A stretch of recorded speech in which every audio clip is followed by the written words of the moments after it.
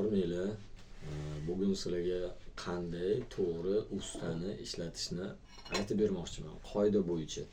Uy-joylar bilan shug'ullanganligim uchun bu sohada juda ko'p to'qnash kelganman va meni mijozlarim ham to'qnash kelishgan.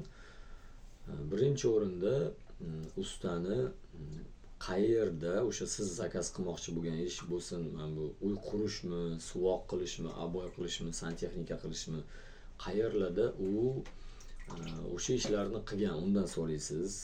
Ikkinchi o'rinda o'sha u ishlagan joylarga borasizda, xonadon egalaridan so'raysiz. Vaqtida tuzatganmi, masalan, santexnika bo'ladigan bo'lsa, uy qurish bo'ladigan bo'lsa, vaqtida qurib berganmi, yoki aboy bo'ladigan bo'lsa, aboylaringizni vaqtida yopishtirib berganmi, yoki bo'lmasa bundan tashqari aboylarni adxotga ko'p chiqarib yuborganmi, yoki pulingizni olib kelmaganmi, qanaqadir muammolarga tiqib sizni vaqtingizni cho'zganmi va hokazo. Ana undan keyin usta bilan detalni gaplashib olishingiz kerak, savdolashib, masalan, mana shu uyni u mana shuncha pulga qurib beradi, mana shuncha muddatga qurib beradi va bu ish bunaqa holatda amalga oshadi. Nima uchun? Nimagaki yoshi katta odamlar ham xato qiladi. Kimgadir xatosi qimmatga tushadi, kimdir ustani pulini bermay, rozi qilmasdan chiqarib yuboradi ko'tiga tepib. Har xil holat bo'ladi.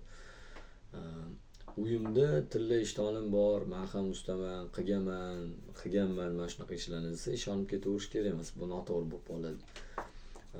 Borib surishtirdingiz, ko'rdingiz, ishonch hosil qildingiz, keyin tavsiya qilishdi, ha shu usta haqiqatan zo'r, ana shuni ishlating deyishdi.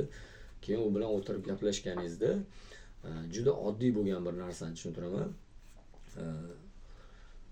Jirafani bolasini xolodilnikka nechta ish qilib solish degan bir savollar bo'lardi. Masalan, xolodilnik eshigini ochasiz, jirafani bolasini solasiz, keyin xolodilnik eshigini yopasiz. Xuddi shu singari detalni yozib chiqishingiz kerak. Bu ishlar qaysi qandoq bo'ladi, nima uchun bo'ladi.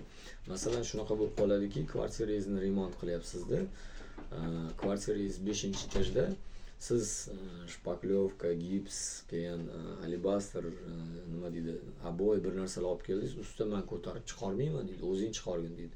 Yoki qurilishda siz uy quryapsizda, g'ishtmi, qummi, ozgina darvozangizdan nariroqqa to'kilgan bo'lsa, usta men bunga yozilmaganman, men bu bilan sen bilan buni ustida kelishmaganman deb qoladi.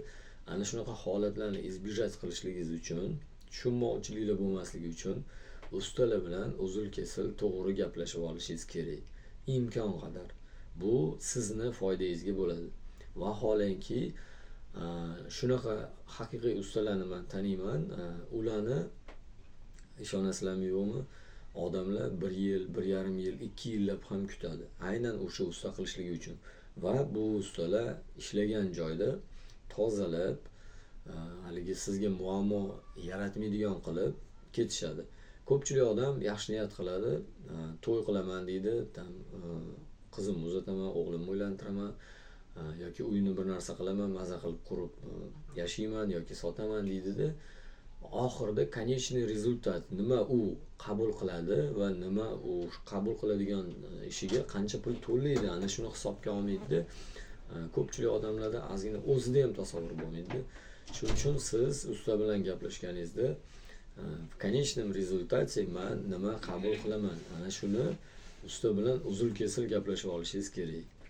O'sha holatda siz to'g'ri ish qilgan bo'lasiz. O'chirib olasiz meni videosini.